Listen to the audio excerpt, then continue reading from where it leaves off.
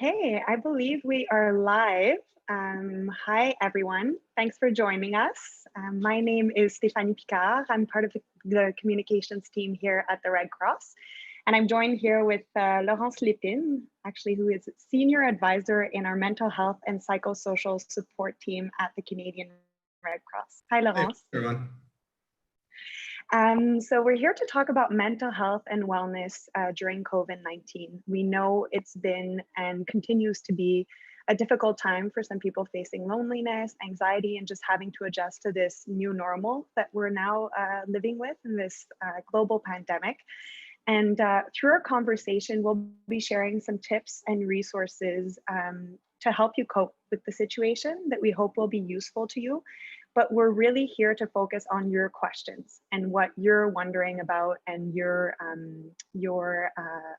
just what's on your mind as it relates to our subject of mental health and wellness during COVID-19. So please feel free to comment in the comment section. It's all yours, and we'll be checking in regularly, and we hope to answer as many questions as we can, and we will make sure to get to the questions, whether it is during the live or after our live discussion. So please feel free to contribute.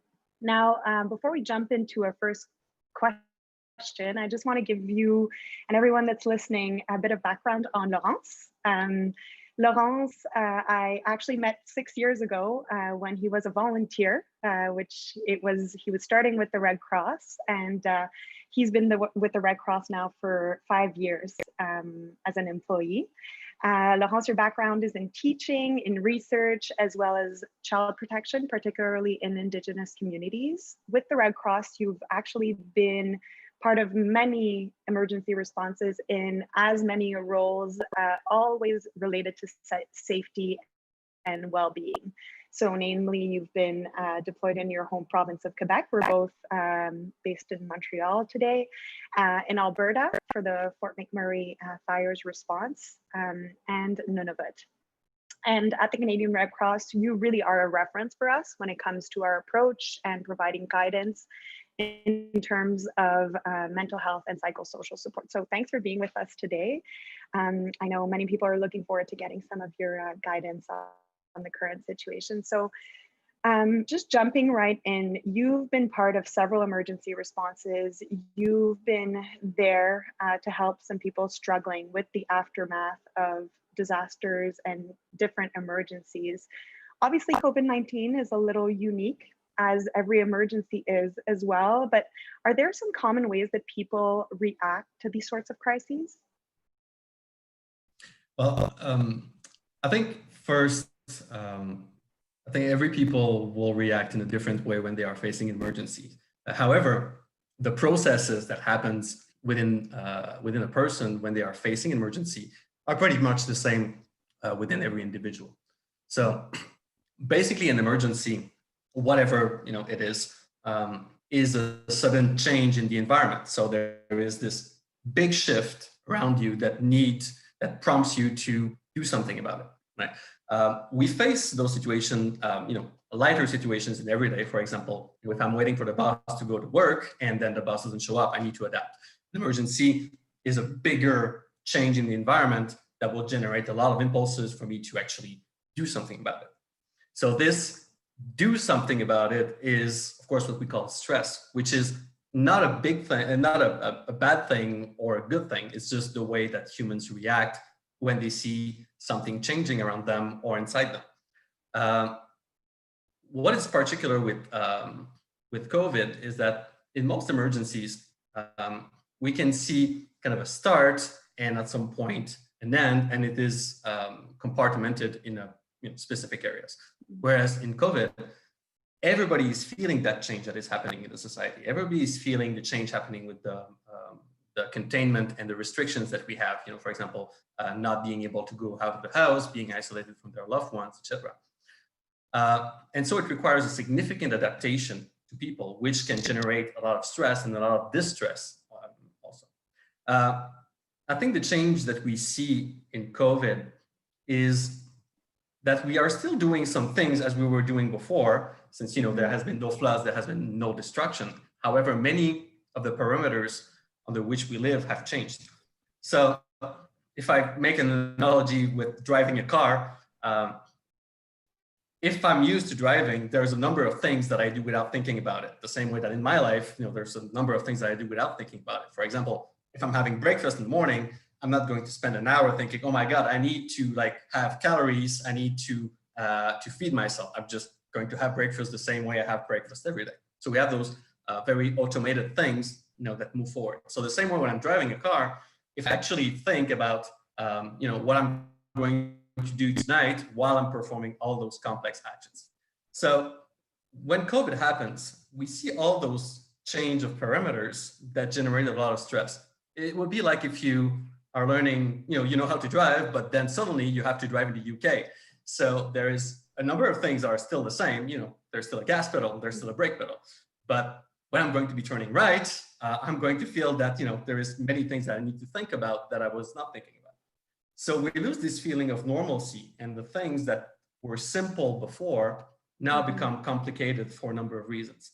And so this generates a lot of stress. And what people do with that stress, how people react to this, are going to be very different.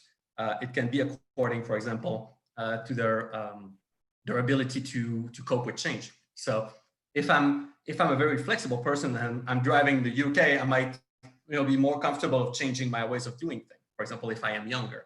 However, if I am older, maybe I've been to the UK before, 20 years ago. And so I know I can expect what kind of stress I will be living. And so I can maybe adapt because I have this life experience that allows me to cope with that change. The same way that we have our internal ways to cope with things that will determine how we respond, we also have all our external network of support that will also influence how I am coping with that change.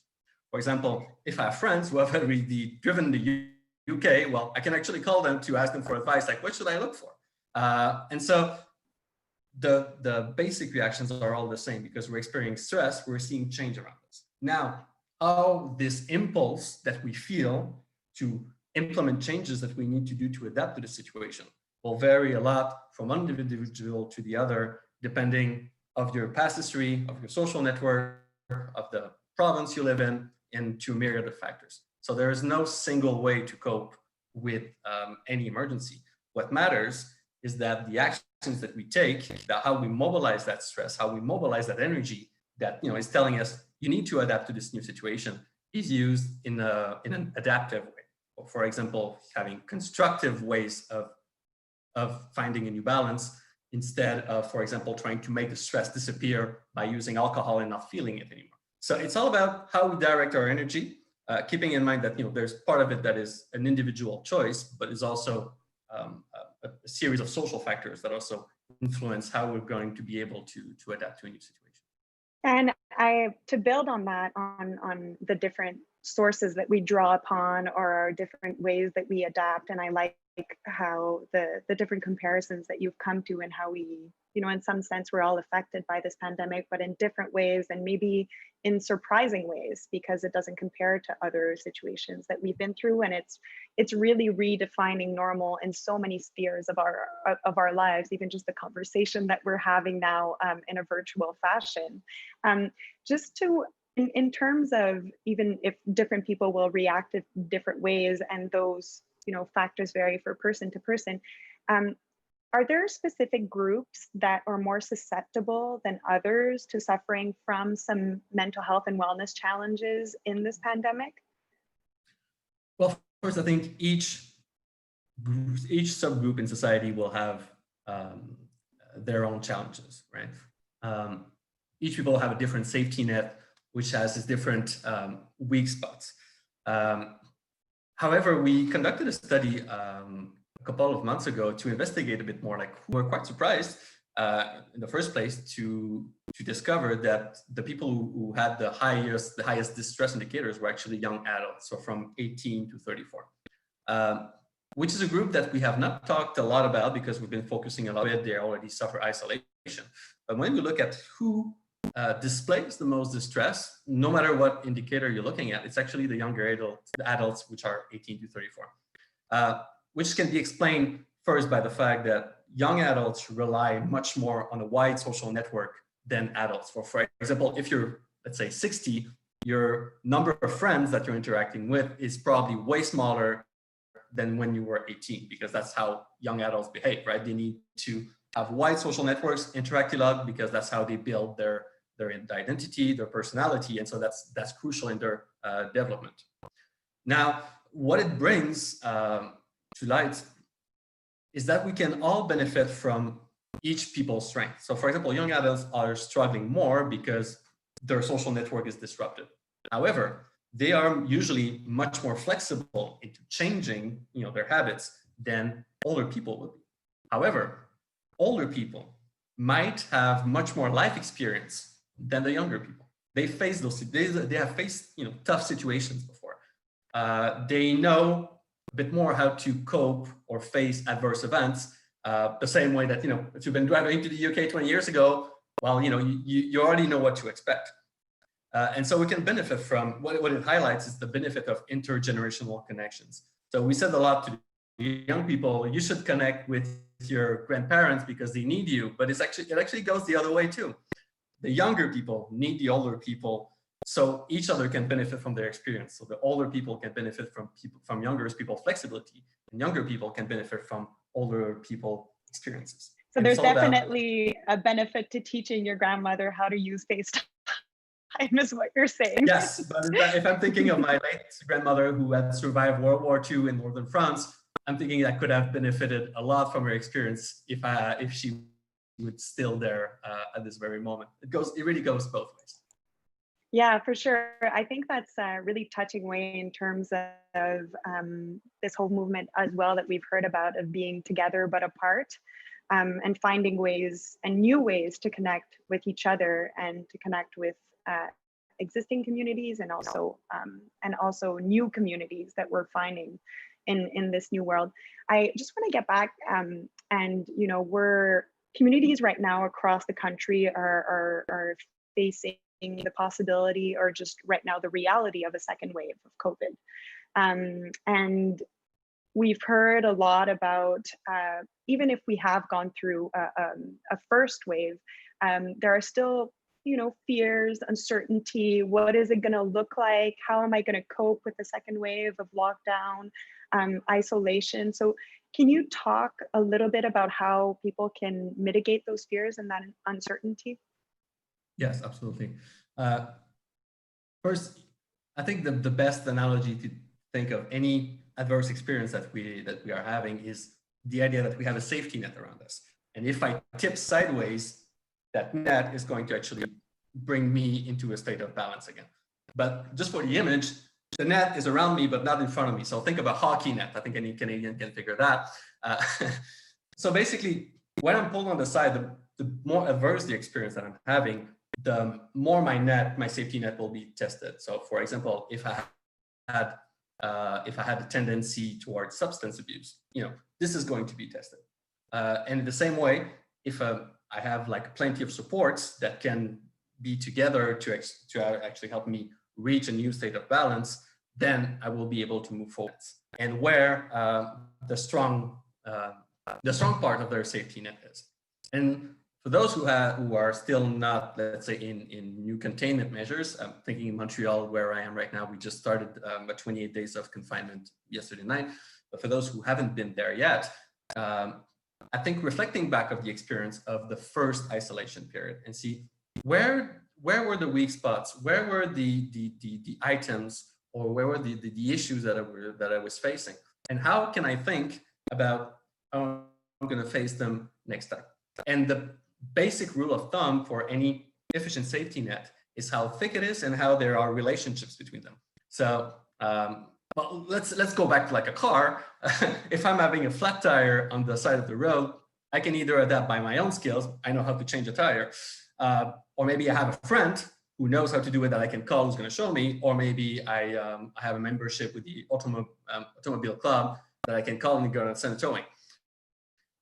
Each of those three things are good, but if I have the three of them, well, let's say I don't have the tools to actually fix this because it's a new situation that I've never been seen before. My friend is not available, or for example, my insurance service is not able to connect with me. I'll be able to find an alternative way. So it's all about assessing how can I make sure that I'm thinking forward when I'll be facing the problems that I've been facing in the first wave, how will I be able to react this time? So we've gained a lot of experience.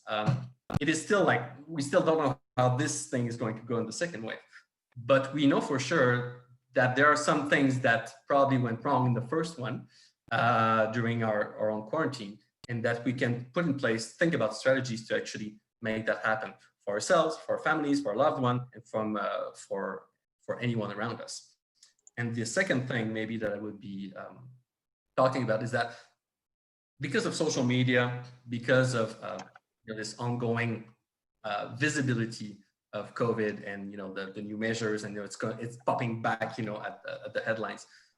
I think one of the most important things that we have to think about is to limit the time we're exposed to all those news coming in. 1 hour a day is plenty of time to actually be able to get all the information we need, the important information and the correct information, and then move to something else. Watching 3, 4, 5 hours of news reels about COVID usually will have a detrimental effect on people. So it's best to keep it on a very fixed time, at every time, each time, every day, where we have this opportunity to get informed, and then move on to something else. So we can focus on everything else that is within our control. Because when we're watching the news, we're actually just watching things that are beyond what we can do as individuals. So it's about also focusing on what matters, and this starts by disconnecting once we've had the information that we need. And one last thing maybe I will add about this is that all those social media and the messaging that have been going around, we need also to work on our expectations on how it's going to be. Maybe we're sending a lot of positive message about how we can handle this, how we can put on all those coping strategies, but let's keep in mind that things are not going to be perfect. We do not need to perform in our quarantine. We do not need to be a perfect person in quarantine, meaning that, seizing all the opportunities and being so happy and discovering this, this amount of new things. Of course, we need to try our best, but we need to be also sensitive about the fact that, it's okay from time to time to feel sad. It's okay to feel bored. It's okay to feel all those things. And we should not expect to be able to go into this in a perfect manner.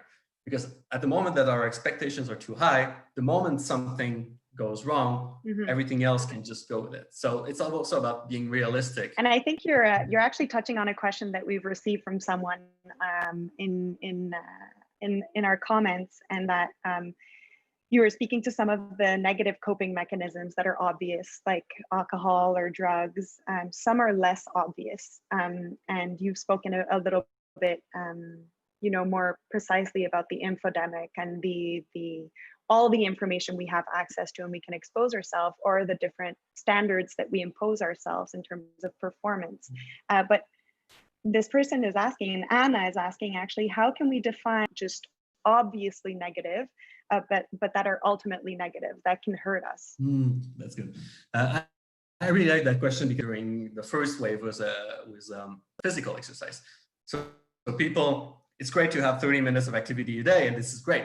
But when the two bottom rules for this will be, first, everything in moderation. Whatever you do, if you do it too much, it's not going to be adaptive. So it's about building on a dining in your repertoire to be able to safely cope within this crisis. If you have only one thing, then whatever you do in excess, and it's true for anything, right?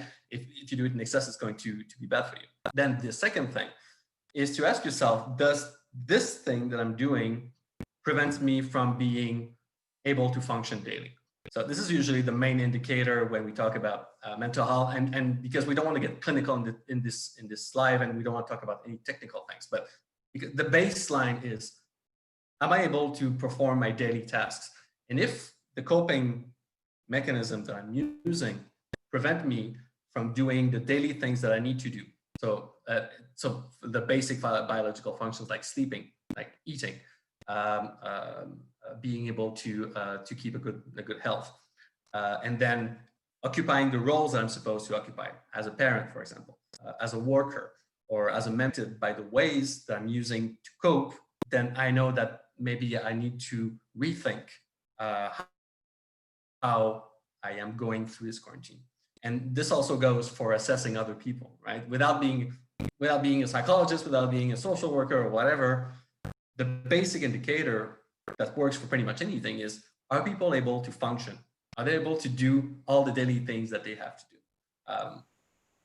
Yeah, and I think that I'll comes make it. back to one of the questions that we have, but you've already covered it. Is what are some of the signs to look when you have close ones that may be struggling? What to look for? And I think if we go back to that, oh, very interesting stuff. One point to remind people that they can comment with questions. We will either get to them in this live or respond afterwards. And we're also going to post some links to some of the resources. I just want to talk about a couple of ones, and it relates to our next question, but we have a guide to cope with health emergencies for parents or caregivers. And so you have some tips in there, you have some words of encouragement as well. Some of you may need those.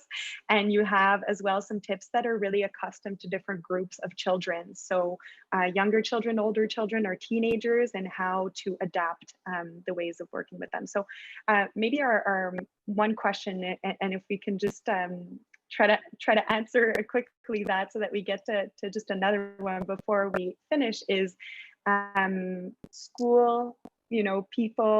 Children have gone back to school. Either they're at home and they're doing virtual schooling, or they're going into school, and that there can be a lot of anxiety around that, both for parents to sort of navigate that space. I guess we could go on for many hours just on this. If I would have to choose maybe two, first one would be, the importance of a steady routine. So whatever is happening in school, what brings security to children, apart from like physical safety, of course, but the sense of safety of children relies a lot on a steady routine. If their environment at home is predictable, so you have, dinners happening at the same time, you have those bedtime routines. So all those stable things that children can rely to through whatever is not predictable. If they know that when they're going at home, supper is at this time, they can expect this and this and this to happen. This will bring a lot of security. And the other thing, which might sound a bit mundane, but is remind your children that you love them. This might sound weird being saying them, but in many emergencies, what we see is that people get so into coping with the present and the reality that they actually forget totally on that they are loved, they are protected. On basics. I don't think it sounds weird to tell people that you love them, and to remind to have those sometimes short but really important moments. And that applies for parents to children, but also amongst friends and amongst colleagues. I think those are really important. Maybe just one last question, unless we get some questions from submitted through our comments, is we know that loneliness is a big issue. So whether it is amongst young adults that are living alone, or seniors, or different circumstances, what can we do to combat that? Mm-hmm. I think first it's about finding new ways of connecting. With all the technology that we have, I think we're all able to be a bit more creative, at least for the younger generation. And I'll go back to what we said, to close the loop of what we said earlier. I think intergenerational interaction is a great way to be able to combat loneliness and make sure that we have those mutual gains, to benefit from people that have different life experience, have more life experience or more adaptability, as I said earlier in the live.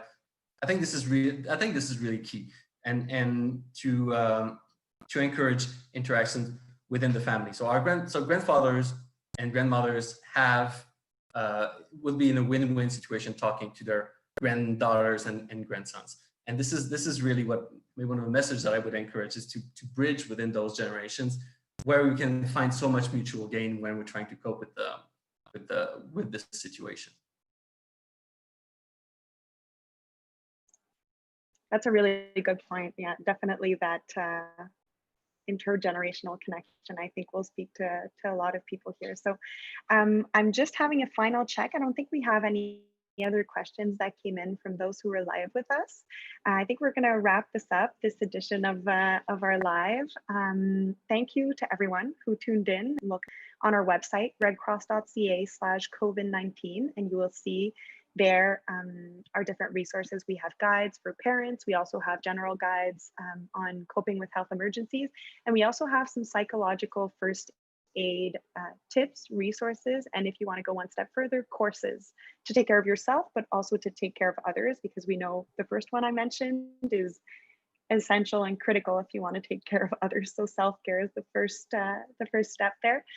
Thank you, Laurence, for being with us and helping us to navigate some of these stressful and difficult situations that we're exposed to. It was a pleasure. It was really great. And to everyone, just take care of yourselves, checking regularly with yourself and your loved ones and the people that are surrounding you, and just be kind to yourselves. See you next time.